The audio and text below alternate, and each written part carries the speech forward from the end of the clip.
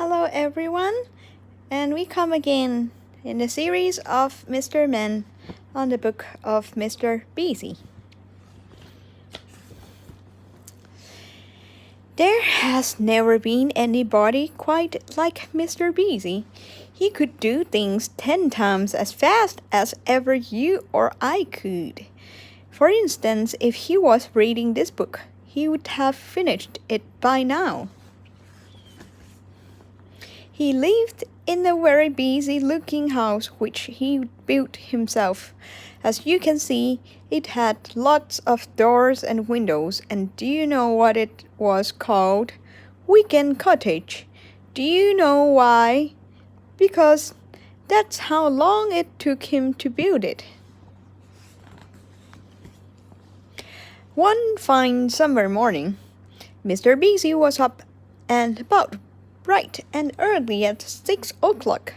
He jumped out of bed and had a bath, and cleaned his teeth, and cooked his breakfast, and ate his breakfast, and read the paper, and washed up, and made his bed, and cleaned the house from top to bottom, by which time it was 7 o'clock. Busy Mr. Busy. Now, next door to Mr. Busy lived someone who wasn't quite such a busy person. In fact, a very unbusy person, Mr. Slow. If he was reading this book, he would read it like this. He would still be on the first page. And that same fine summer morning at 7:05, when Mr. Busy knocked at his door, Mr. Slow was fast asleep in bed.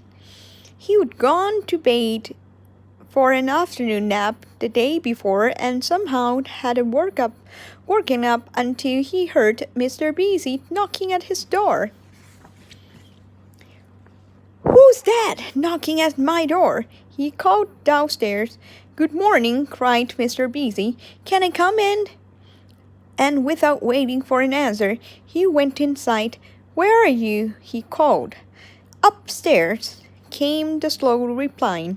So Mr. Busy went upstairs, 2 at a time.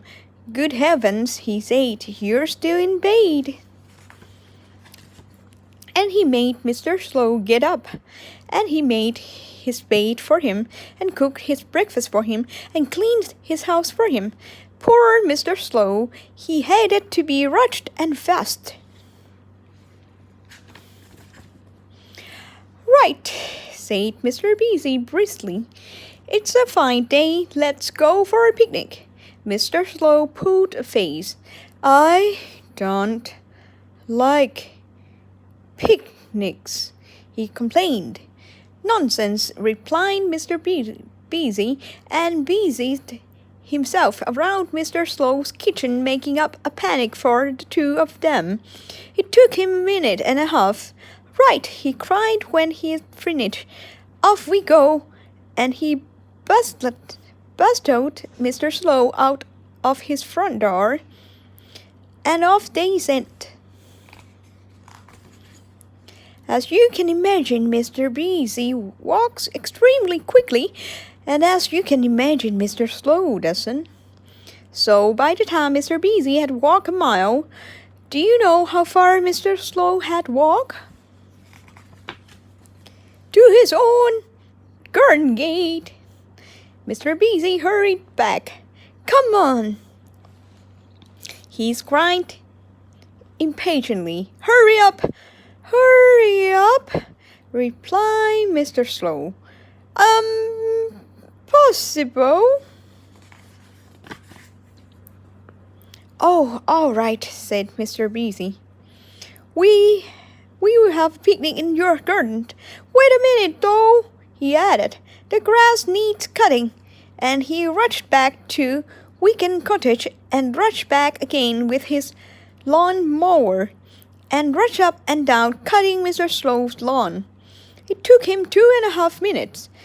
It would have taken him 2 minutes, but he had to mow around Mr. Slow, who couldn't get out of the way in time. "Right," cried Mr. Busy. "Picnic time." And together on that fine summer day, they had a fine picnic. Well, actually, Mr. Beezy had a finer picnic than Mr. Slow because he ate more quickly and had most of the food. Mr. Beezy stretched out on the grass. That was fun, he said. I like picnics.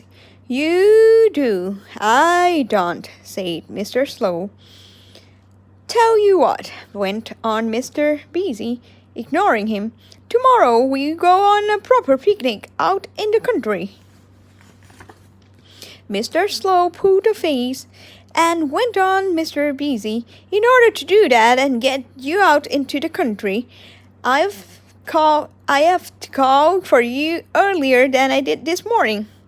Mr. Slow pulled another face. See you tomorrow then, said Mr. Beezy, and went home and cleaned his house from bottom to top. The following morning, Mr. Beezy jumped out of bed at 5 o'clock and had a bath and cleaned his teeth and cooked his breakfast and ate his breakfast and read the paper and watched up and made his bed and cleaned the house from top to bottom. By which time it was 6 o'clock, he went and knocked on Mr. Slow's front door. Come on, he cried. Time to be up and about picnic day. No reply. Come on, cried Mr. Beezy again. No reply. Mr. Beezy went inside and went upstairs, 3 at a time, and into Mr. Slow's bedroom, expecting to find him in bed, but he wasn't. And he wasn't anywhere upstairs, and he wasn't anywhere downstairs. Bother, said Mr. Beezy. I wonder where he's got to. Where Mr. Slow had got to was under his bed, hiding. He didn't want to go on any picnic. Not he. Bother, said Mr. Beezy again. That means I have to go on picnic on my own.